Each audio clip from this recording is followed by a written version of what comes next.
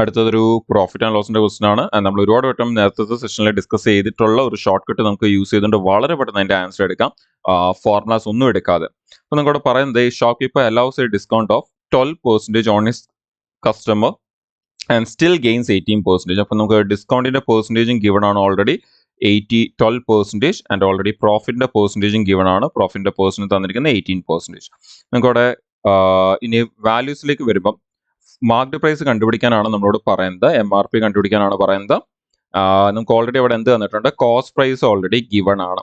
അപ്പോൾ cost price തന്നിരിക്കുന്നത് 528 എന്നാണ് തന്നിരിക്കുന്നത്. ഓൾറെഡി നമ്മൾ പലവട്ടം ഡിസ്കസ് ചെയ്തിട്ടുള്ള ഒരു വളരെ സിമ്പിൾ ഷോർട്ട് കട്ട് ഉണ്ട്.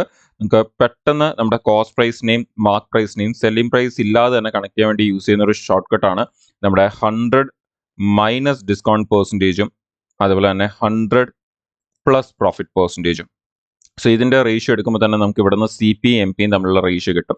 അങ്ങനെയാണെങ്കിൽ നമുക്കിവിടെ 100 മൈനസ് ഡിസ്കൗണ്ട് പെർസെൻറ്റേജ് എന്ന് പറയുമ്പോൾ 100 മൈനസ് 12 നമുക്കത് 88 എന്ന് വരും.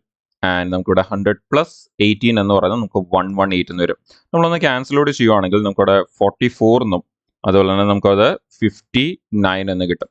സോ ഫെർദർ ക്യാൻസലേഷൻ പോസിബിൾ അല്ല നമുക്ക്.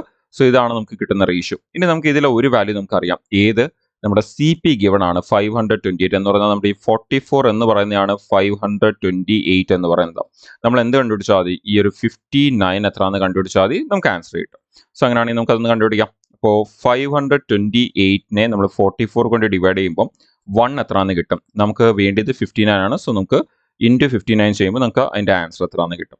സോ നമ്മളിപ്പം ഇതിനെ നമുക്ക് ഡിവൈഡ് ചെയ്യുമ്പോൾ നമുക്ക് വളരെ പെട്ടെന്ന് ആൻസർ എടുക്കാൻ ചെയ്യാൻ പറ്റുന്ന ഒരു കാര്യം, നമ്മൾ ഈ 8നെ 4 കൊണ്ട് ഡിവൈഡ് ചെയ്താൽ നമുക്ക് അവിടെ ഒരു 2 എന്ന് വരും, യൂണിറ്റ് ഡിജിറ്റ് 2 എന്ന് വരും. ആ 2 ഇൻറ്റു 9 ചെയ്താൽ നമുക്ക് 18 എന്ന് വരും. എന്ന് പറഞ്ഞാൽ ഓപ്ഷന്റെ അവസാനം 8 വരുന്നതാണ് നമ്മുടെ ആൻസർ. പക്ഷെ ഓപ്ഷനിലേക്ക് വരുമ്പോൾ നമുക്ക് 8 വരുന്ന 3 ഓപ്ഷൻസ് ഉണ്ട്.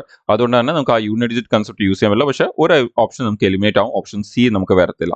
സ്റ്റിൽ യൂണിറ്റ് ഡിജിറ്റ് യൂസ് ചെയ്യാൻ പറ്റാത്തതുകൊണ്ട് തന്നെ നമുക്ക് എന്ത് ചെയ്യാം, അതിനെ ഫുൾ ഒന്ന് സോൾവ് ചെയ്യാം. സോ നമ്മൾ ഈ മേളിലുള്ള വാല്യൂനെ നമുക്കൊന്ന് 44 കൊണ്ട് ഡിവൈഡ് ചെയ്യാം. സോ നമ്മളിത് 44 കൊണ്ട് ഡിവൈഡ് ചെയ്യുമ്പോഴത്തേന്ന് നമുക്കവിടെ നമ്മൾ ഇതിനെ 44 വെച്ച് ക്യാൻസൽ ചെയ്താൽ നമുക്ക് 52ൽ 44 ഒരു വട്ടം പോകും.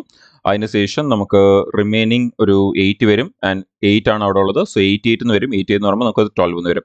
സോ 12 ഇൻറ്റു 59 ചെയ്യുമ്പോൾ നമുക്കവിടെ ആൻസർ വരും. സോ 12 ഇൻറ്റു 59 എന്ന് പറയുമ്പോൾ നമുക്കവിടെ 590യും അത് കൂടാതെ 10 ഇൻറ്റു 59 590യും 2 ഇൻറ്റു 59 എന്ന് പറയുമ്പോൾ 59ന്റെ ഡബിൾ അതെന്ന് പറയുന്നത് 118 എന്ന് വരും. സോ നമ്മളത് ഒന്ന് ആഡ് ചെയ്യുവാണെങ്കിൽ നമുക്കിവിടെ 8 എന്നും 0 ആൻഡ് 708 നമുക്ക് ആൻസർ വരും.